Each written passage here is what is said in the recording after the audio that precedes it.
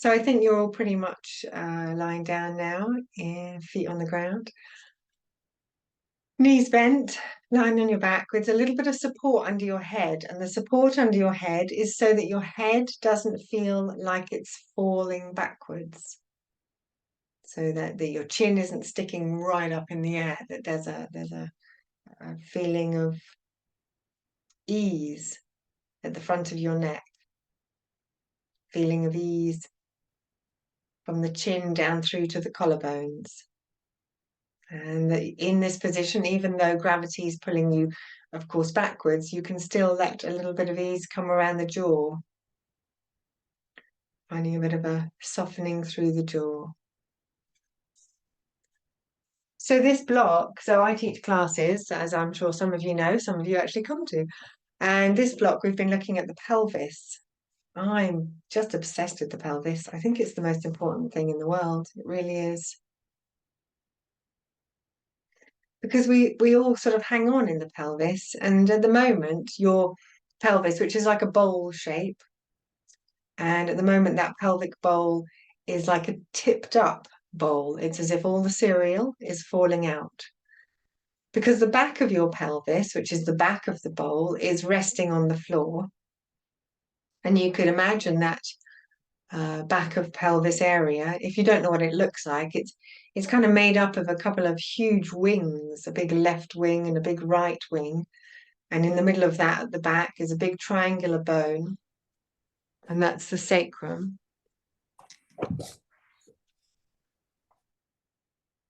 And that big triangular bone is, quite heavy, and the big wings are quite heavy. And you can probably feel that weight resting into the ground. If you've got a bit of imagination there, you could think your way around from the back of the pelvis, sweeping around these big wings at the side, dropping round through to the front of the pelvis. Takes you past a couple of hip crests, big pointy hip bones that often you can feel through your clothes, through yourself. Big pointy hip bones at the front, the hip crests, sweeping your way down through until you get to the pubis, the pubic bone, which is a funny kind of arrangement because it's actually two bones with a bit of cartilage in the middle. Imagining those, the depth of the pelvis, because the pubic bone wants to be you want to imagine there's a bit of lightness behind the pubic bone, a bit of ease. And mapping out your pelvis is actually a really good thing to do.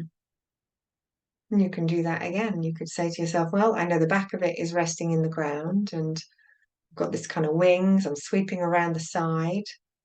And as I come around the front, it's connected at the front too. It's got a containing energy about it, the pelvis, that bowl shape. I like to think of it as your cauldron where all the magic happens. So your heavy pelvis has got a handy counterweight to it, and that's your heavy head. So let's go up to the top of the spine and think about the heavy head, skull, which includes the lower jawbone, resting. And it is heavy. It weighs a lot. All your brilliant brains in there, they weigh a lot. And in order for that weight of the head to really rest, to really settle onto the support that you've chosen, your books or your blocks or a firm cushion, you'll want to let go of the big, strong muscles that are through the neck. We tend to over-tighten some of those big neck into back muscles. So I'm going to ask you to become aware this time of the sides of your neck. From under the left ear, sweeping down the side of the neck and across to the top of the shoulder. Asking it to let go. Sending it an intentional message, a direction. And then go over to the right side.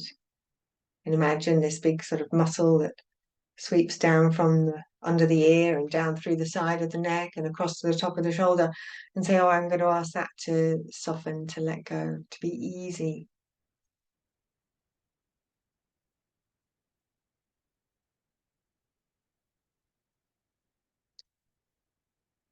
And as that sides of those big muscles around the sides of the neck and even into a bit the back of the neck, as that all starts to let go a bit, the weight of your head can rest again onto that block.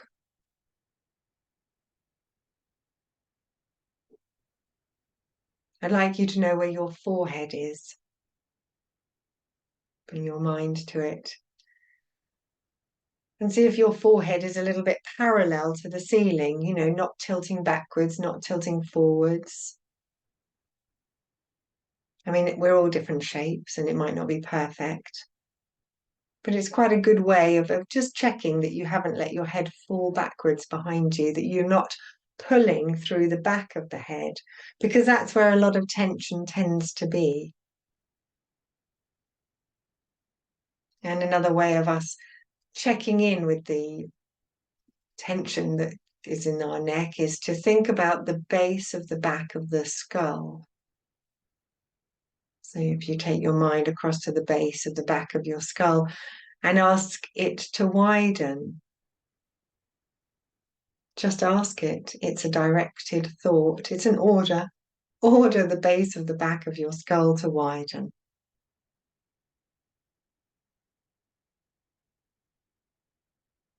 And as the base of the back of your skull widens, it releases its grip a little on that spine, that cervical spine. And you can ask for the whole column of your neck to release back towards the floor behind you.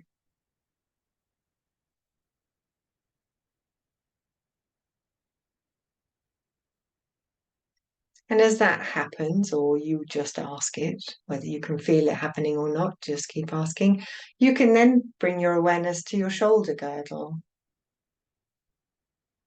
And I always like to think of the shoulder girdle to include the shoulder blades, the upper arm bones, and the collarbones.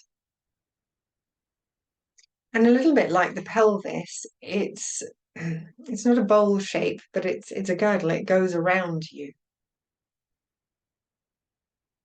And there is, in fact, depth and width to the shoulder girdle. So if you go to the fronts of your armpits and ask them to let go, to soften, to release, you might find that that lightness that we were thinking about before, a sort of springiness underneath the collarbones might happen. Because actually, if we can release some of the musculature that lies beneath the shoulder girdle, we're allowing the shoulder girdle to rest on top of the ribs in an easy way.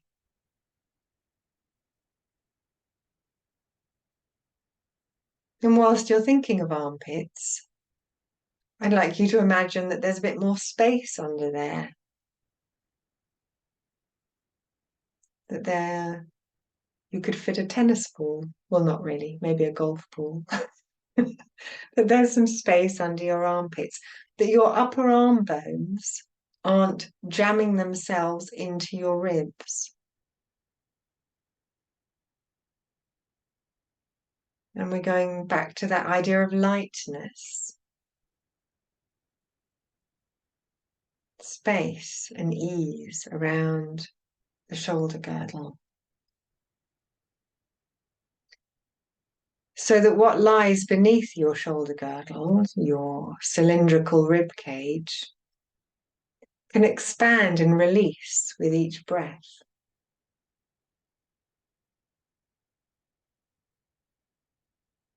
The back, the sides, and the front, all expanding and releasing with each breath. And people get a bit scared about breathing into the chest, into the chest. And I do like to remind people that that is where your lungs are. And while we don't want to be over breathing through the upper chest, through the front, the upper chest there, we do want to allow movement under those armpits, around the back, under the shoulder blades. All of that movement is your rib cage, creating space for the air to come into your lungs.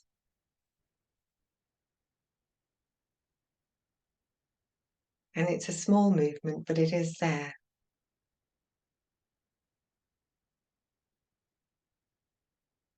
Let's go back to that pelvis. How is it?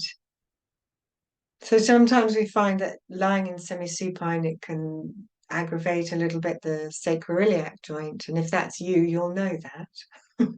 It'll be familiar, a little gripping and stiffening, perhaps behind the back of the left or right hip. And I'm a big fan of moving with a bit of mindful attention. And if you're feeling that your pelvis wants a little bit of movement, just allow the thigh bones to, as they rest back into the hip sockets, to rock a little half inch to the left, a little half inch to the right. A sort of easing through the tops of the thighs, a settling into the hip joints.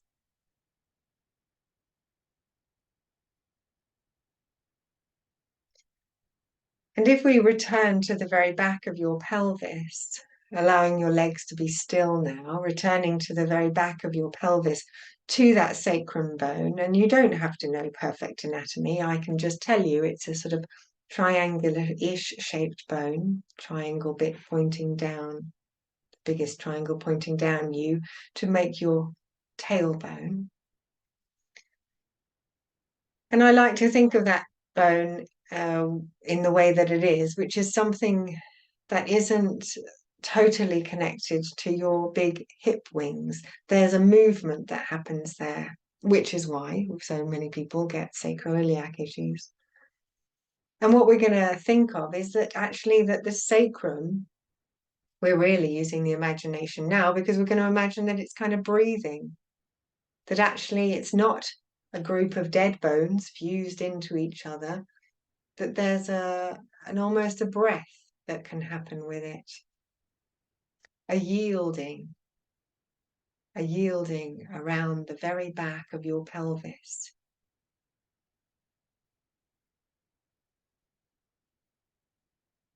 And taking your mind there, even if you can't perfectly picture it. And imagine that this unseen part of you that can breathe allows the very back of your pelvis to rest into the ground and maybe even somewhere spring away from the ground so that there's a gentle bit of ease, a non-gripping around the back of the pelvis. So for all sorts of interesting reasons that we won't go into in this moment, the jaw is very strongly linked with your pelvis. So let's pop back up to the skull, to the top of the spine. Let's talk again about that area and ask in this moment for your tongue to rest softly in your mouth.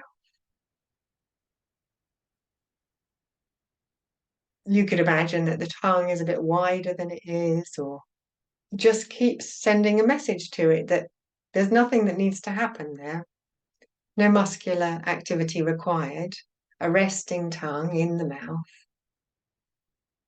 And at the front of your jaw, at the front of your ears rather, is the hinge to your jaw. And you could say, well, I wonder if I could give up a little bit of holding around the fronts of my ears. I wonder if I could find a bit of ease in that hinge of the jaw, the lower jaw bone.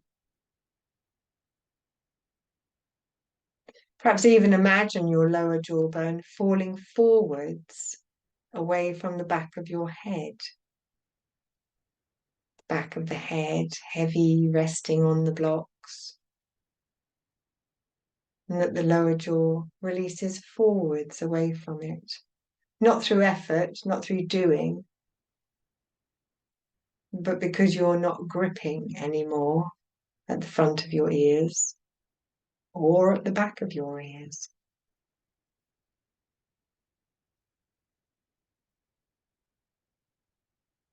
Send a directing message to the base of your skull to widen again. Think it, want it, wish it, and then let that thought go.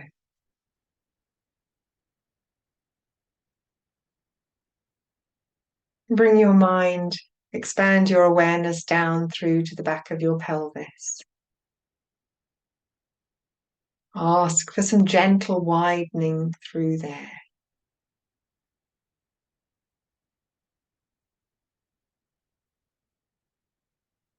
How are your legs? Are your feet okay in the position that they're in, or do you want to move them? Are your feet awake? Is a good idea to check. We do want them to have some sort of connection to the floor. A bit of your brain down with your feet, please. If you've got a curly little toe, uncurl it. Send that directed thought to ask for the base of the toes to widen all across that ball of the foot, one and then the other.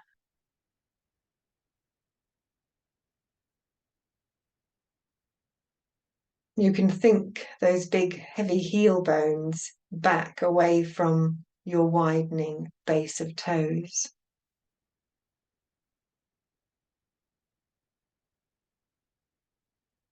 Really allowing the feet to be planted, I like to think of it, planted into the ground.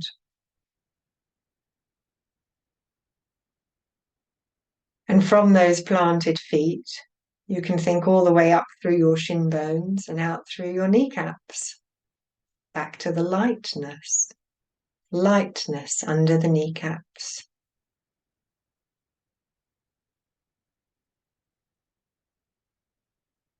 From your light and easy kneecaps, I'd like you to imagine that there's a river of water running from them down the fronts of your thighs and in towards your pelvis. Perhaps in through those hip sockets.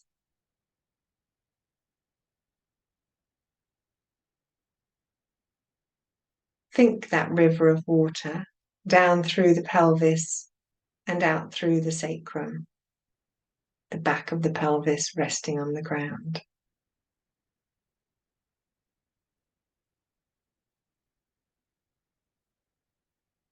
And in this weird imaginings, we're imagining that there's a pubic bone, almost like a bridge, over all this water.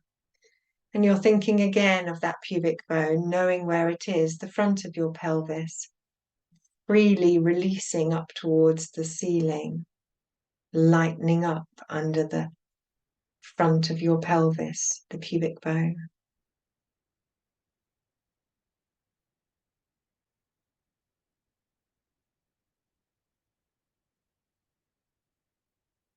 Check in with the side of your waist, the left side, the right side.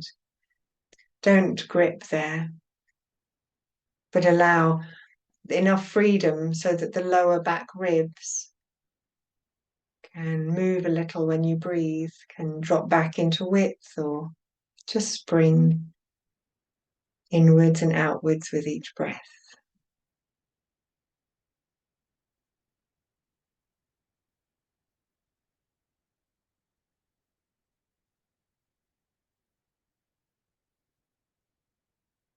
So your heavy head and your heavy pelvis, these two balancing aspects of your skeleton, resting into the ground.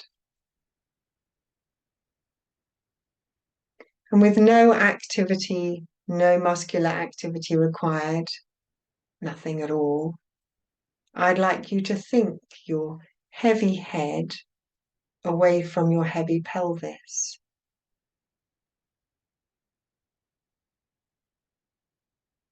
And then let that thought go.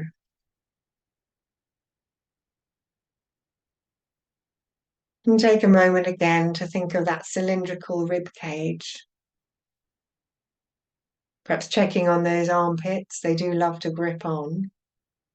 Ask them to release again so that your ribs are free and easy around the upper part of you, and release the waist so your ribs are free and easy around the lower part.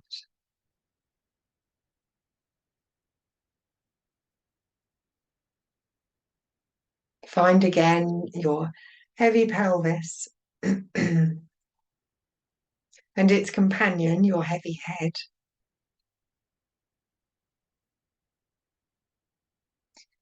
And as you're freeing your neck and letting your heavy head rest on your block or your book,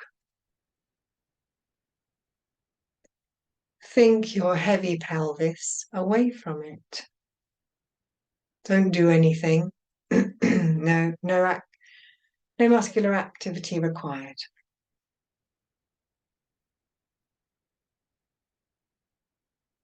Just a general quiet intention that the heavy head and the heavy pelvis are no longer being pulled towards each other. But as the torso softens, as the tops of the legs soften, as you find ease within the body,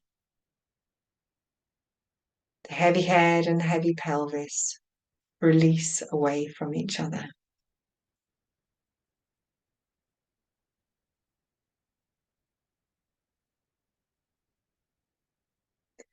And you may observe that your body finds a bit more natural length, not forced length, no tightness anywhere, but a sense of releasing, lengthening ease.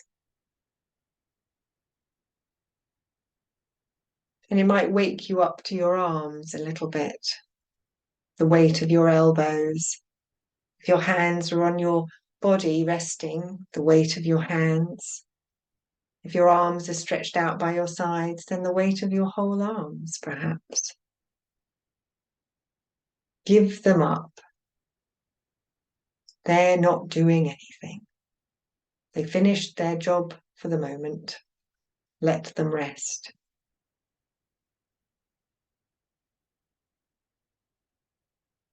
Use the contact of the palm of your hand to let the bones of your hands relax.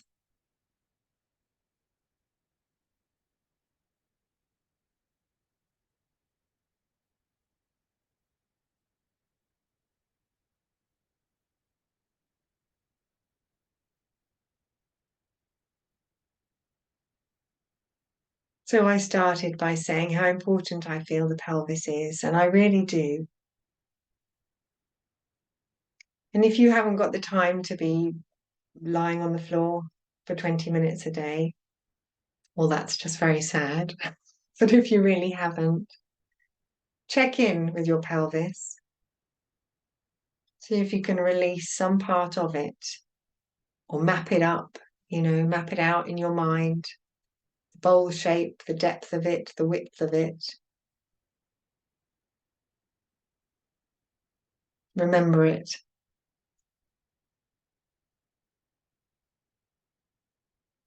It's really important.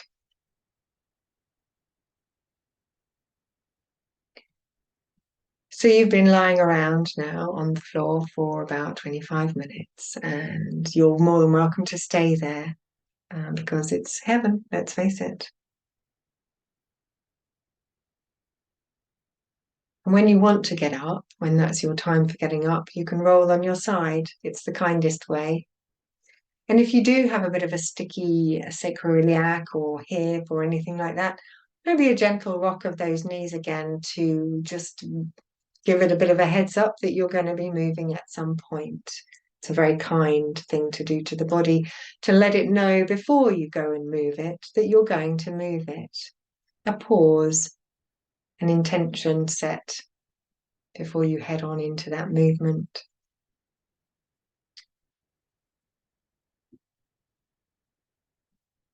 Thanks for coming. Thanks for joining. And yeah, if you have any questions, drop me a line. I'm always happy. I love answering questions. I love the sound of my own voice, even on paper. So I'll say bye for now.